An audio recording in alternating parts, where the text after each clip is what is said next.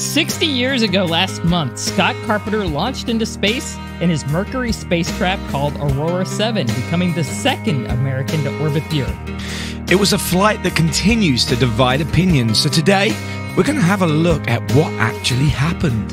Who was your favorite Mercury astronaut? Let us know on our social media pages at Space and Things 1 on Twitter and at Space and Things Podcast on Instagram and Facebook, or via the contact form on our website. And don't forget to leave us a review or drop us a rating on your favorite podcast platform. That really helps us out. But right now, enjoy episode 96 of the Space and Things podcast. Oh my God! Unbelievable, but it is right to God. You are listening to Space and Things with Dave Giles and Emily Carney.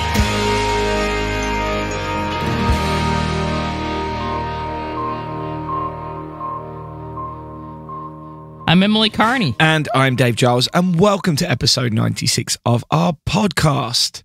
My voice is a bit sore today.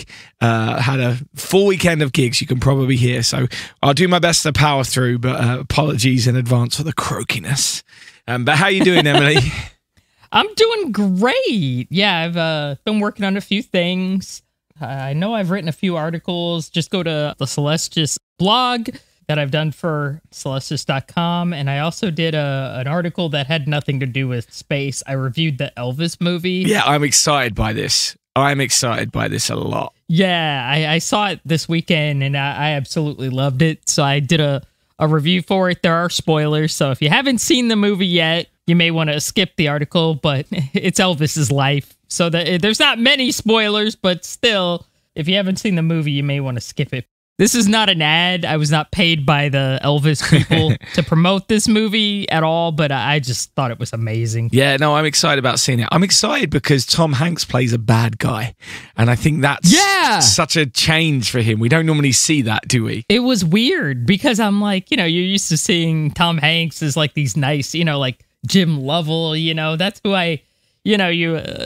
Forrest Gump, these really Woody. Sweet. Yeah, Woody, yeah. Yeah, these really nice characters that have like this humanity, and oh my God, he's really good too. Like he's very good at being a bad guy, which is chilling because I'm like, does Tom Hanks have another side like none of us knew about? Because like I believed the whole time he was like Tom Parker. It was really good. So yeah, you all have to see it. I just everything, the music, the acting, it was just amazing. So I loved it. Yeah, definitely on my list of films to go and see, that's for sure. Right, Emily, it's time to crack on. 3, 2, 1, still. I feel the liftoff. The clock has started. Roger. So this week, we want to take a moment to talk about something that we should have probably covered last month. On May 24th, 1962, Scott Carpenter climbed into the Aurora 7 capsule, which was his Mercury spacecraft, and launched atop an Atlas rocket. The mission lasted nearly 5 hours, and he completed 3 orbits of the Earth before returning back to Earth. However, it was far from a textbook flight, and it has been the subject of much discussion and finger-pointing ever since. As with all of these things, there are always 15 sides to every story, so we're going to try and let you know some of the different versions of what happened and also share our opinions, obviously. On my own part, today I've fallen down a massive rabbit hole trying to research this because I think it's such a fascinating subject. So there's a couple of articles which I've read today which I'm definitely going to draw upon within what we talk about, and I may even quote them at various points. There'll be a link to one in the show notes, and that was written in 2013 by Amy Shearer Title, and the other one isn't online. It's by Francis French, our friend, from Spaceflight magazine back in 2003. Really, really interesting article, that one. I also reread a chapter of Into That Silent Sea, which is by Francis French and Colin Burgess, which also puts all of this into perspective as well. And that book is one you definitely should read. I'm not sure if you've read that one, Emily. I'm sure you have. Oh, yeah, that's a classic. Yep, I've read it. Yeah, so I suppose we should start by trying to put this flight into context, right? So it followed John Glenn's flight. I think it was just a redo of Glenn's flight with science experiments added. So really, it was like the first science mission NASA ever flew, which is pretty cool. So Carpenter, I guess, was our first scientist in space then. Yeah. And it kind of bears mentioning that Carpenter was not the first choice to fly this mission.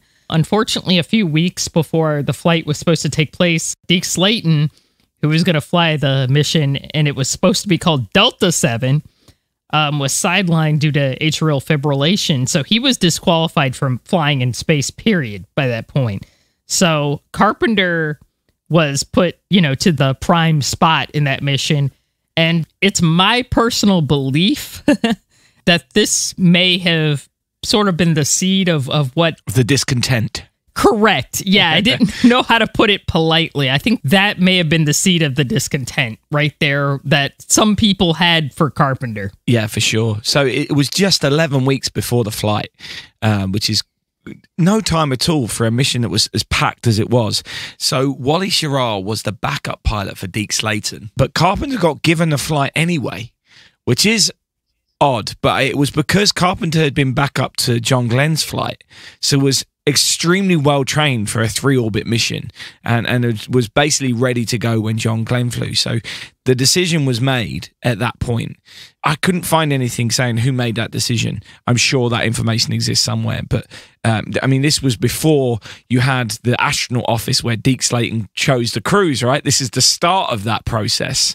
So I'm not sure who actually made that decision, but it certainly could have ruffled some feathers, that's for sure. Yeah. It's also worth pointing out at this point that Glenn's flight was deemed to be successful.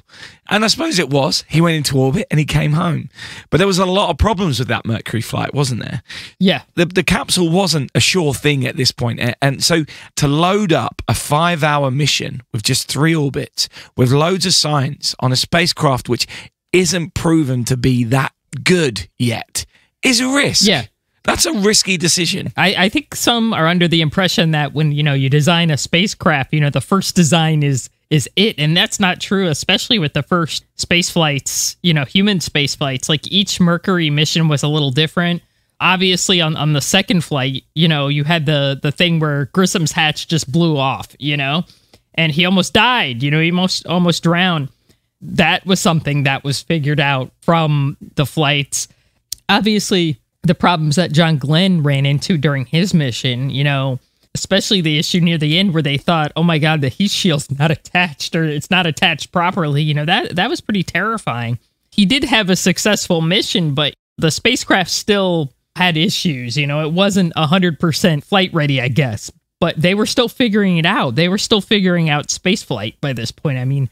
Scott Carpenter was the 6th person to fly in space, period. Yeah. So it's not like they had a lot of tries beforehand, Yeah. So really, they were just figuring it out. I think it's worth pointing out as well, again, the seeds of this discontent about this mission, that there was a battle going on, wasn't there, to do with this, about who was really in control of these flights. Was it Mission Control, which was essentially run by Chris Kraft at that time, or was it the astronaut on board? Who was the one making the decisions? Who was in control of the flight plan and all this kind of stuff? No one really knew how it worked. Now, there's still these kind of little battles, but these things are kind of worked out a little bit more, that people understand how the processes work within NASA, or they should do, really. But at this point, it was all new. They were making up. There was no rule book at that point, was there? It was being made as they were coming up to each flight. So there was this big battle going on. Who was in control? Especially after the Glenn flight, where Glenn wasn't told that he had that issue with the heat shield until right at the end, when there was basically nothing he could do. He wasn't brought into the conversation about it, and he didn't like that. And Scott Carpenter and John Glenn were best mates. They were super close. Yeah. So you had a lot of these under the surface tensions existing both within the astronauts and between the astronauts and Mission Control, and all kinds of things going on. I want to say by that point, the spacecraft had a little more control added to it that the person flying it could take. It had a 3-axis, like a joystick, like a control stick, which is something the astronauts really did want, just in case the automatic system stopped working or didn't work properly, which is understandable. I would want something like that too, like, you want that in your car.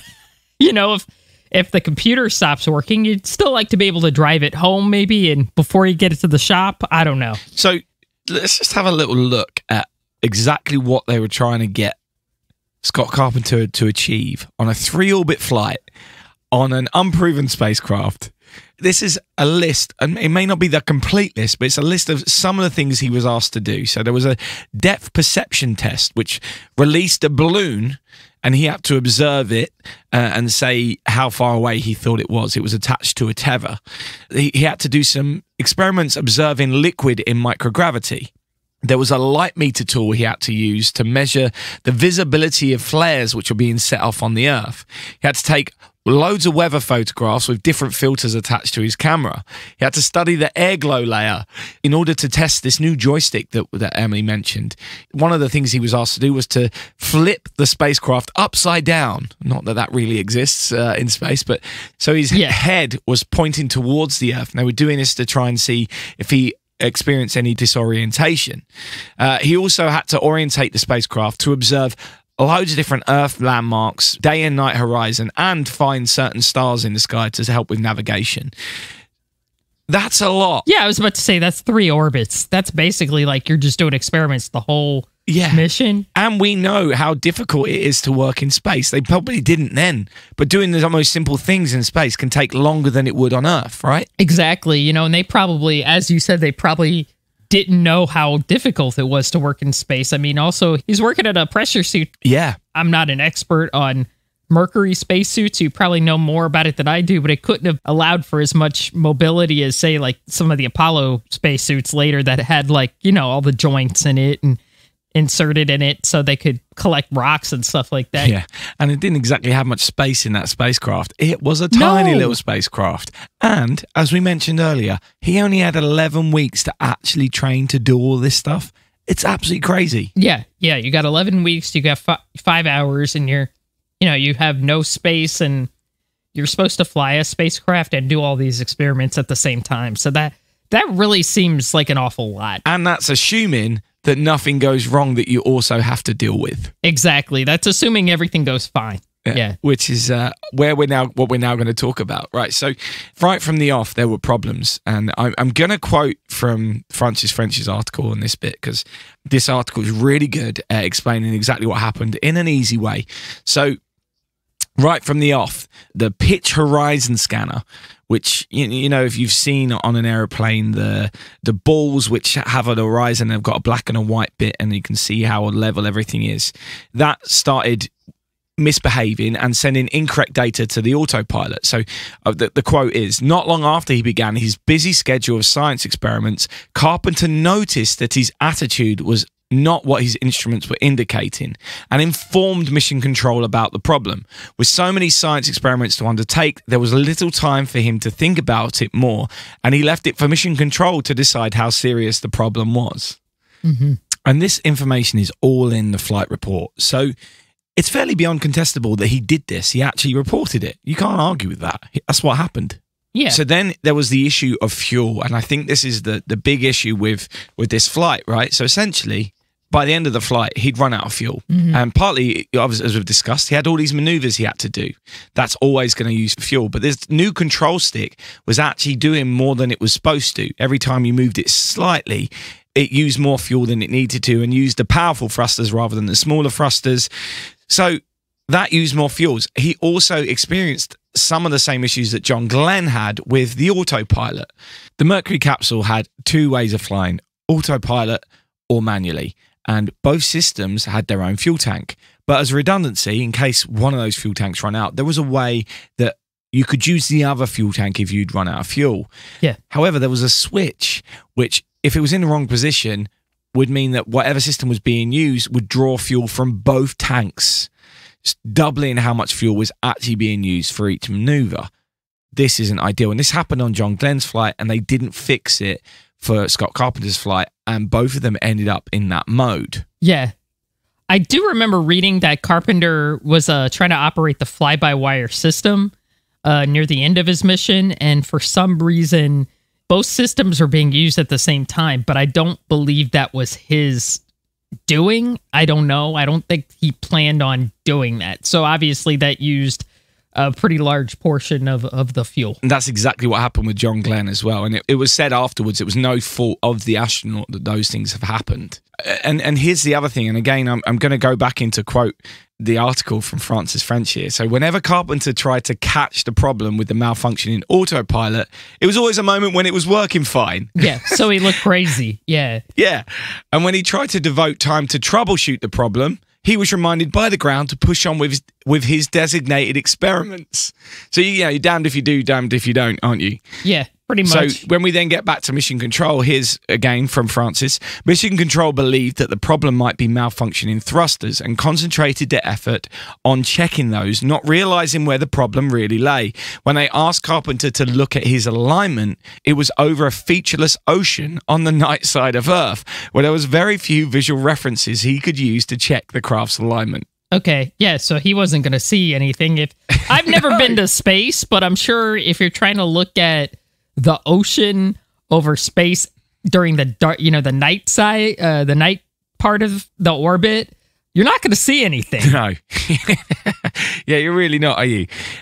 So on top of that, his spacesuit was also overheating, so he had sweat stinging his eyes, and he carried on all the tests. In fact, in Moonshot, which is a book by Deke Slayton and Al Shepard, they said that Carpenter, and I quote, ran through his scientific program with skilled aplomb. And he clearly got the work done. Anyway, then came time for him to fire his retro rockets, which are the rockets that are on the spacecraft, which help slow you down and bring you back to Earth. And it was at this point when they realized how bad his alignment was. And he had to use his own pilot skill to make sure he was pointing in the right direction, because the instruments that were on the panel in front of him weren't reading what they should have been reading. Yeah, they weren't doing their job. And I also want to say, again, if I got this wrong, somebody please kindly, politely email us or point it out on Twitter or wherever, Facebook, Instagram. I also believe the thrusters, the retrofire rockets underperformed as well, which he wouldn't have been aware of or in charge of. So I think that was another reason why he was a little off. So they didn't fire automatically as well. So he had to do that manually. That's another thing he had to do that wasn't banned. So yeah, so many things that he had to be doing, and as a result, he was a few seconds late on actually pressing the button, which at the speeds he's traveling obviously means he's going to be traveling a lot further in distance. So he got through the atmosphere, and the spacecraft ran out of fuel at 100,000 feet, which is 75,000 feet before the parachutes were due to open. And he was 250 miles away from his target when he splashed down. And he had to wait in a life raft in the Atlantic Ocean for about an hour, which is pretty crazy, right? Yeah, and at the time, Walter Cronkite on CBS News at the time basically was like, it looks like we may have lost an astronaut because they couldn't find him. Yeah, crazy. They didn't know if he was alive, or what. But they did find him within about an hour, and he was floating on his life raft. I think he was a little dehydrated, but other than that, he was fine. So he made it. Yeah. That's all that matters. Yeah, it is all that matters. And then we get into the aftermath of the flight, and I'm sure Emily's got some strong opinions on this. But essentially, he was then depicted as a failure of an astronaut, someone who didn't know how to pilot the spacecraft, someone that was out of their depth, and he's been portrayed as someone who would rather spend time looking at the stars and daydreaming than actually doing the work he was supposed to be doing, and essentially nearly killed himself in the process, which is basically wrong and unfair. Yeah. Kraft did write a book called Flight in 2001. It was published. There's a whole friggin' chapter in the book called The Man Malfunction, which was about Carpenter's flight. As much as I respect Chris Kraft as the father of mission control, I think he shouldn't have included that in his book. It really sort of brought my feelings about him a little down. I thought it was very vindictive for no reason. I think maybe a more fair way of looking at it would be that, okay, Carpenter may have made a couple mistakes, but there were also a lot of factors that he was not able to help either. I don't think his mistakes were any worse than some other things that happened during other space missions. To me, I think it's personal. I really do. Yeah. This is my opinion. Others are free to have their own opinion. I believe a lot of people, I don't think it was the astronauts as much as some of the people maybe up in, administration. I believe some people were frankly pissed off that Deke Slayton didn't get to fly. And, Deke Slayton and Scott Carpenter were very different people. I mean, I think Deke Slayton was more of a engineer type, whereas Carpenter was kind of an anomaly. He was very scientifically minded, which was not popular in those days. He was also kind of a hippie. Like, there's an article about him in Life magazine, and he's playing a guitar, just stuff that to some NASA brass was probably not appropriate for an astronaut. Like his wife, Reen Carpenter, was a feminist, very outspoken, very brilliant woman in her own right, and she insisted when Scott went to space that she would write the article in Life magazine about it. And she did. And it's a great article, and I think while obviously people had respect for Carpenter, and I think his colleagues liked him, I think some of the upper management was just like, this guy is a hippie. He just didn't have the right image or something like that. And I think, people were also, they wanted Deke to fly. I think it was kind of personal because, their boy didn't go. Somebody else did. And that's not me putting Deke down or anything like that. Of course, we know later Deke did get an opportunity to fly, and Slayton, of course, should also be considered, a great space pioneer as well. But yeah, I think it was really just personal. I think also some people do not vibe well with each other, to say the least.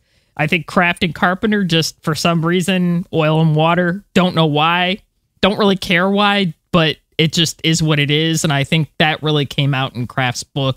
If you look at Kraft's career, he did, unfortunately, I'm probably going to get slammed by a lot of people for saying this, but he had a habit. If he felt somebody had embarrassed NASA or embarrassed mission control, even if it had nothing whatsoever to do with them, he would take it personally and he would take it out on him. Like, look at Apollo 7.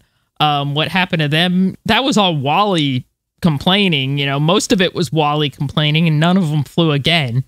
And look at what happened to Apollo 15. I mean, I won't get into that here, but none of them flew again, and just stuff like that. I just think he kind of had a vindictive side. That sucks. A lot of ego at play from a lot of different sides, though, isn't there? You've got a lot of big alpha characters who all want to be in control, and a lot of them aren't very big people.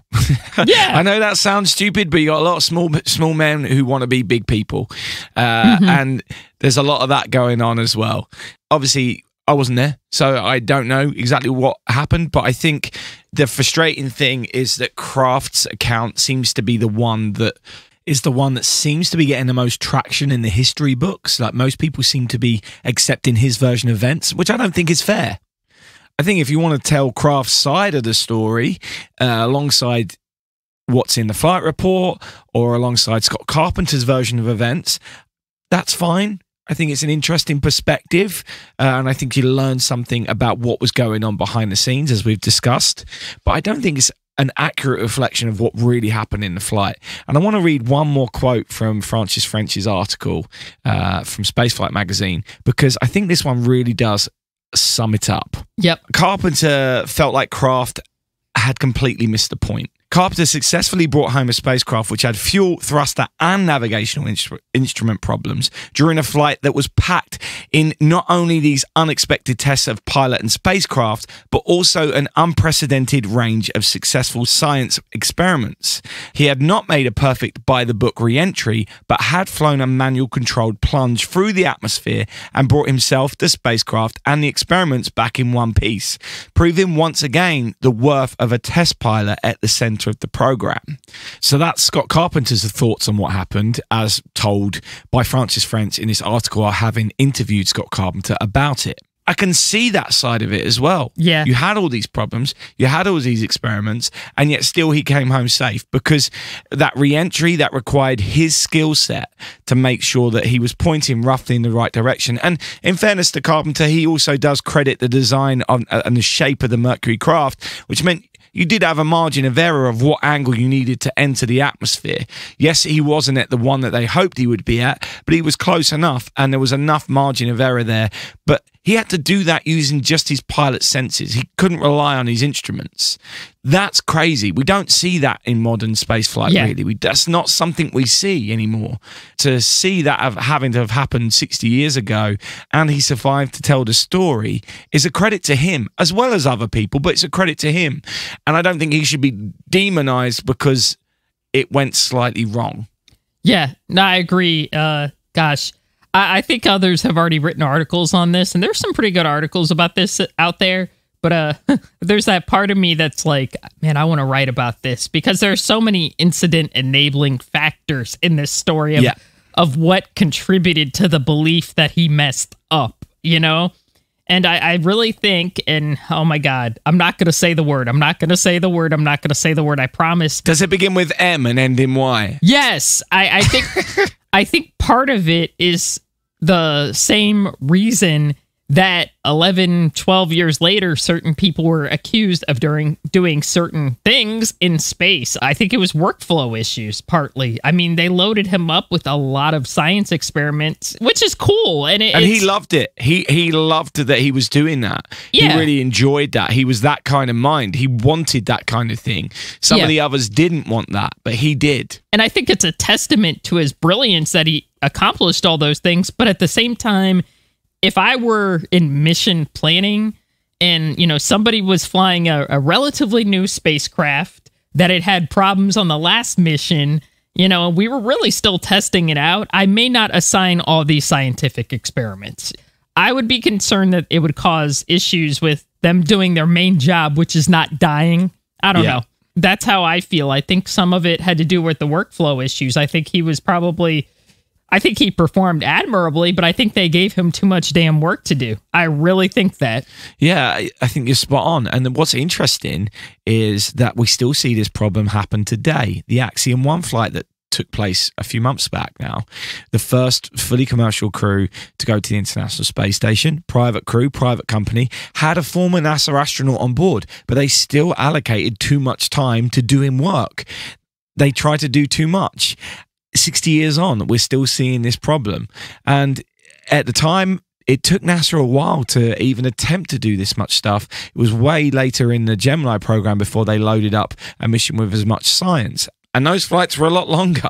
Yeah. You know, they had the luxury of time. He only had 3 orbits, which is really...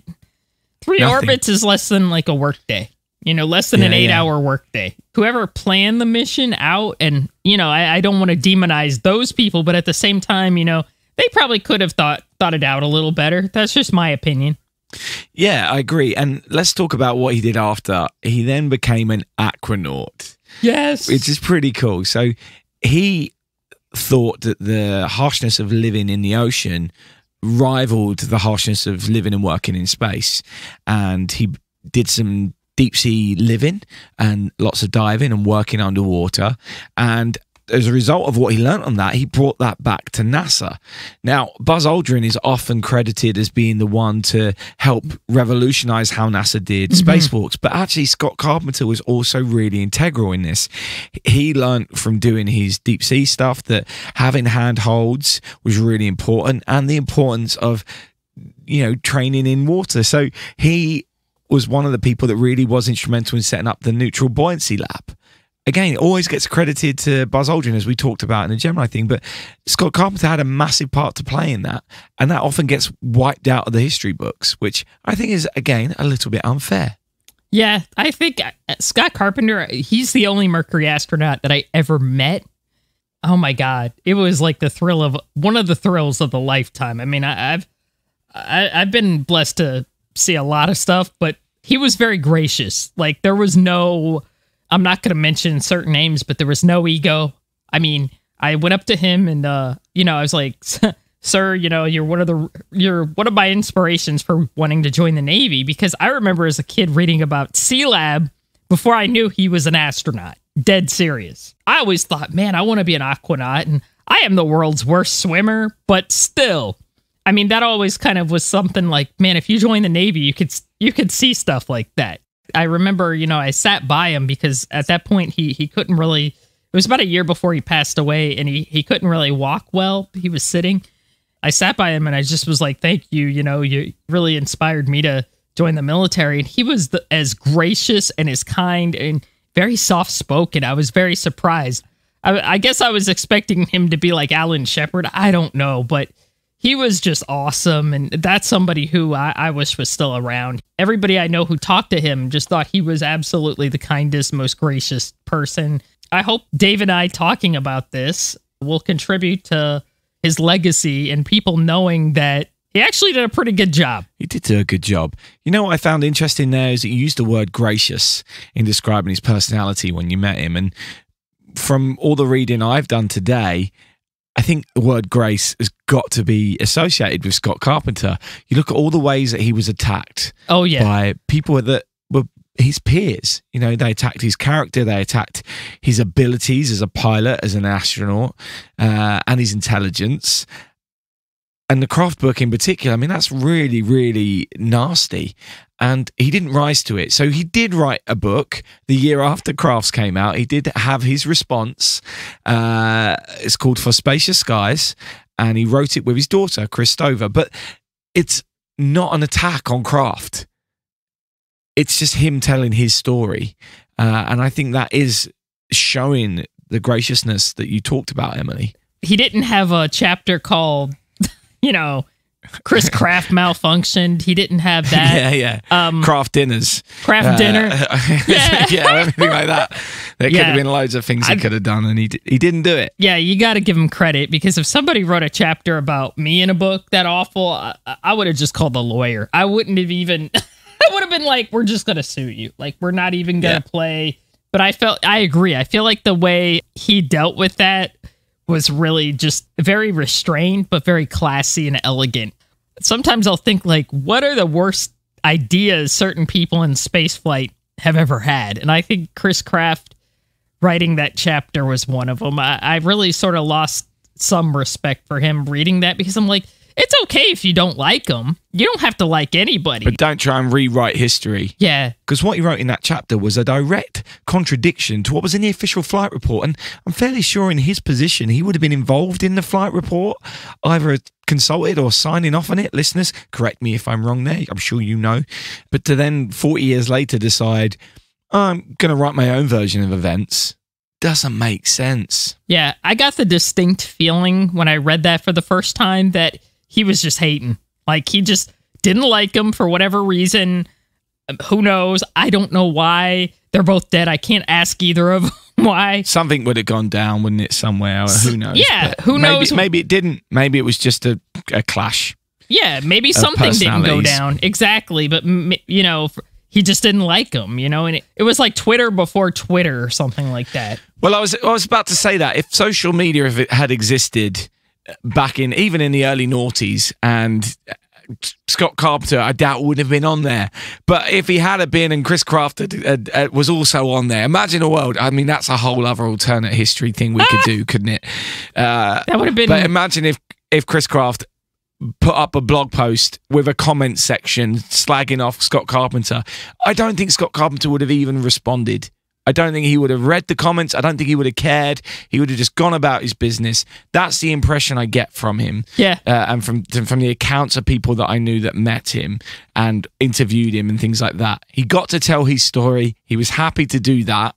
I'm sure behind the scenes, maybe he was really angry with the fact that his character had been assassinated in the way that it had done. It was a smear campaign, in my opinion. Yeah, but he just didn't react in a way that a lot of people think you and I perhaps would have done. Yeah. So I think he deserves credit for that, and I think his side of the story deserves to be told because of that. Anyway, Joe, on a complete unrelated thing, my favourite photos of the Mercury era all are of Scott Carpenter. Yeah. I think he was the most iconic looking of all the 7 astronauts. He was. He was very fit. He was really handsome. He had that look about him where he looked like he was just tailor-made. He looked like a TV version of an astronaut. He really did. And there's a photo I like of him, and I haven't seen it for years, where he's diving in the water in his Mercury suit, in the silver suit. Yeah. And I just think it's so cool. I love it because he was like the original Aquaman. He was, oh my gosh. So I hope people have learned something from this, but I think it's time to get going with the news, perhaps. And if you have your own thoughts on this period of history, please let us know. We'd love to hear what your thoughts are. I have the fireflies. So since we last recorded, there have been 3 orbital launches, 1 in French Guiana and 2 in China. As always, there'll be full info of the payloads and videos if they're available, and they can be found in our show notes, which you can find on spaceandthingspodcast.com or click in the link in the description of this podcast on your podcast platform. There has also been the first of 3 sounding rockets launched from the Northern Territory of Australia for NASA. And it's the first time that NASA has conducted a rocket launch from a commercial facility outside of the United States, which is pretty crazy. Sounding rockets, for those who don't know, are suborbital launches which do science experiments. That's really cool. That's neat. Yeah, I thought you'd like that story. Yeah, there's a lot to like about that story. Yeah. Did they go upside down though? I'm kidding. All of our listeners are like, we're done. Goodbye. Meanwhile, NASA has announced that the wet dress rehearsal for the Artemis 1 rocket was a success and that they will not conduct another. They have now began prepping for launch, and the first launch window will open in August. This huge rocket will take an uncrewed Orion spacecraft on a mission around the moon, the first launch of the Artemis program, which will aim to put humans back on the moon over the next few years. So it'll be the first launch. If it does happen in August, bring lots of water and sunscreen because it's already boiling in Florida. So, of course, yeah. Just a heads up. Yeah. So my favorite story of this week comes from a joint mission by the European Space Agency, ESA, and the Japan Aerospace Exploration Agency, JAXA. The Bepi Colombo mission has performed its second close flyby of Mercury, and it sent back some really amazing images of the planet. You'd be forgiven to think that they're photos of the moon as they show a grey surface covered in craters, but they're not. It's Mercury. The spacecraft got within 125 miles of the surface. Wow. In the second of 6 flybys as it performs a really huge maneuver to place itself in orbit of Mercury. It's actually quite difficult to get to Mercury because the sun's gravity speeds up any spacecraft that get close. So they're using multiple flybys which are designed to remove energy and speed from the trajectory to place it into the orbit. I'm really glad I didn't have to work out the maths for that maneuver, or sorry, the math for that maneuver. Sorry to our American listeners, in case you got confused there. Yeah, somebody sent me the pictures from that flyby, and I thought it was the moon. It's crazy, isn't it? They were like, no, look closer. And I was like, oh, that's Mercury. That's not the moon. Yeah, you can tell it's smaller. You can tell it's the curve of the planet is definitely smaller than the moon, but the surface looks just like the moon, doesn't it? Yeah, it was really strange. Very strange. Yeah. And while we're talking about scientific space probes, the James Webb Space Telescope has started performing its scientific works and will be receiving the first operational images on July 12th. We have no idea what these images will be or what they'll look like, but it's all getting rather exciting after years of development and 6 months of being in space. We're finally going to start seeing what this telescope is capable of. Yeah, there's been a lot of talk, but we're finally going to start seeing results. It's exciting, isn't it? Yeah, I'm really excited. I'm like, oh my God, what's this going to look like? And finally, you may remember when the world was getting rather crazy about a rogue rocket, which was about to crash into the moon back in March. There was much speculation about who the rocket belonged to, and I'm still not sure we know. But finally, the crash site has been found on the far side of the moon by NASA's Lunar Reconnaissance Orbiter. No doubt that this will now become a key objective for future missions to the moon to explore this site and find out exactly what this rocket is. I still can't believe it's had that much airtime. This rocket. I know. I don't know who we've given it, but we've always done it in jest because it's such a ridiculous story. Back in the headlines once again. I want to be on the first celestial space flight that just crashes into the site where that rocket is, so I can be at home with the rocket that I have talked this much about. So I'll be dead. I'm not going to know about it. So why not? Hey, congratulations. This is real good. That's it for this week. We hope you've all been keeping well, and thank you again for all your support. please keep hitting the share button and getting in touch with us, discussing your thoughts. We've had some interesting responses, and we'd love to hear from you, whether you agree with us or not. I imagine today's episode might be the same. Yeah, I personally really enjoy the conversations, and I learn a lot from engaging with our listeners. So please do get in touch. But don't forget, in space, no one can hear you stream. Space and Things has been brought to you by And Things Productions.